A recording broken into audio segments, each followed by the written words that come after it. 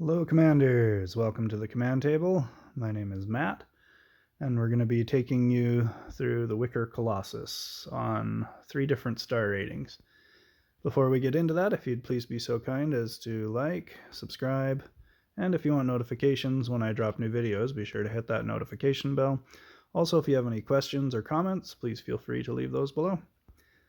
Alright, so let's start with the main profile. This is my primary account. It's going to run through the boss modifiers, elixirs, which I'm not using any.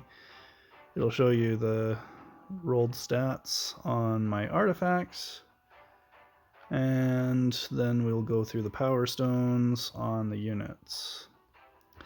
This is the standard build that I've been using for a long time, and I'll show you a variation on this build in the next clip. But this shows I'm using Berserk on everything, the Nature Power Stone on everything, and we're using the Amulet of the Panther Queen for this one. I got it to rank 4, so that's exciting. But yeah, pretty straightforward. The concept here with the Plague Bearers is that they push everything, so they also stack buffs on your Primal Warhorn. So that's why the Plague Bearers are in there. As an individual unit, a Wraith is going to do more damage than a group of Plague Bearers. But having the group of Plague Bearers in there, given the amplification that you'll get from the Primal Warhorn, it buffs so many of the other units that it actually outweighs having another group of Wraiths. So that's why I like using 3 of those. Okay, so now this is with the Arcane Blades. So we've dropped the Plague Bearers, and we'll just show you, we've got Berserk and the Nature Power Stone on all of those. And I put them on the top and the bottom so that they get after these packs of minions. If you were to put them on the main boss, they'd only be hitting 1 target, but down here they hit multiples. Like you'll see back here that this guy's hitting 3 or 4 targets at a time. So the Wraiths, not Wraiths, the Arcane Blades are an alternative, especially as you're leveling up your units. If you do not have 8 full groups of Warhounds and 5 well-leveled Wraiths, then putting in 3 or 4 Arcane Blades is an option. You'll notice here that pretty comparable on the damage, but a little bit less with the ABs. It's hard to be scientific with that. I was using the Pendant of Everlasting Winter, just to show you real fast. I was using the Pendant of Everlasting Winter instead of the Spear of Cataclysm. So that was to kind of give you an idea of what kind of static damage you could expect between the two there, between the Plague Bearer build and the Arcane Blades. So here we're going to do a comparison between the Amulet of the Panther Queen and the Ring of Unity on my second profile, which doesn't have nearly as high unit levels.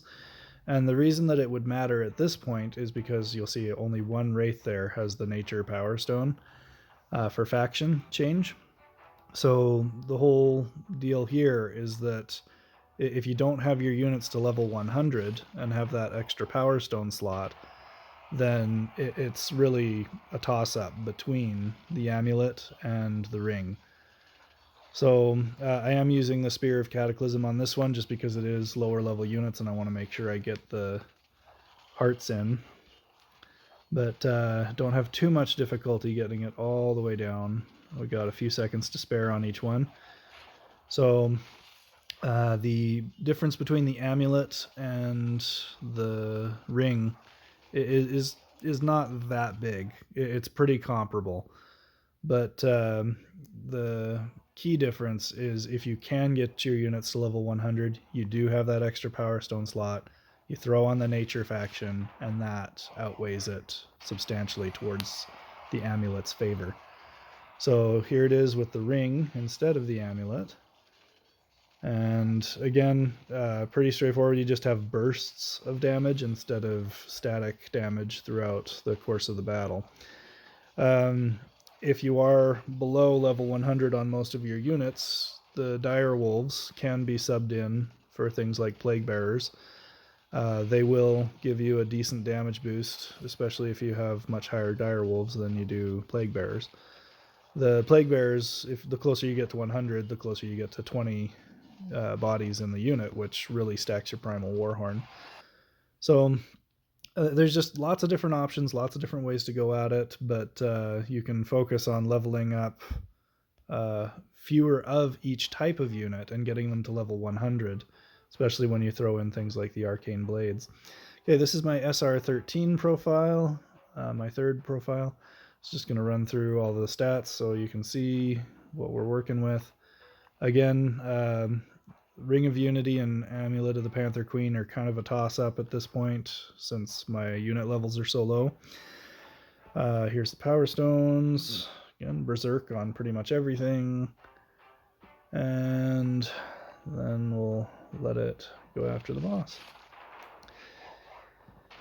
But yeah, it's not rocket science. Just stack between those 4 or 5 different types of units, or 6, I guess, 6 different types of units, the best that you have. Obviously, you want to try and level up your Warhounds evenly across the board. Just that you get so much more bang for your buck if you spread those shards out and level them up evenly. You spend a lot fewer shards on the lower levels getting them up, so if you level them all up evenly, you get a lot more levels, and it increases the number of bodies. It's just better to do. So, SR9, this one's pretty straightforward. There's no wounded debuff, so you'll notice that when we do get to the Power Stones, that I don't use any Berserk at all. And again, if you are at SR12 and above, Berserk is the way to go. If you're at SR11 and below, then damage 4 or 3, whichever you've got, is the way to go, because you won't have that wounded debuff to get you below that threshold. Also, same deal for the Amulet of the Panther Queen. If you are at SR11 and below, it is not worth using the Amulet. You just stick with the ring all the way, because the Amulet of the Panther Queen requires that lots of health to function. You need, I think, below 40% health on rank 2 or 3 or whatever it is of the Amulet of the Panther Queen. So it's just not going to register for you. Ring is clearly the better choice. So anyway, that's the basics. Pretty similar build all the way through. Just throw the most powerful stuff you have at it, with the priority being Warhounds, then Wraiths, then either Plague Bearers or Arcane Blades or Dire Wolves, whatever you can throw in to max it out. So anyway, thank you for watching. Please do like and subscribe, and we'll have more content for you soon. I might be doing a ranged build, just to experiment with the science. Alright, thanks everybody. We'll have more for you soon.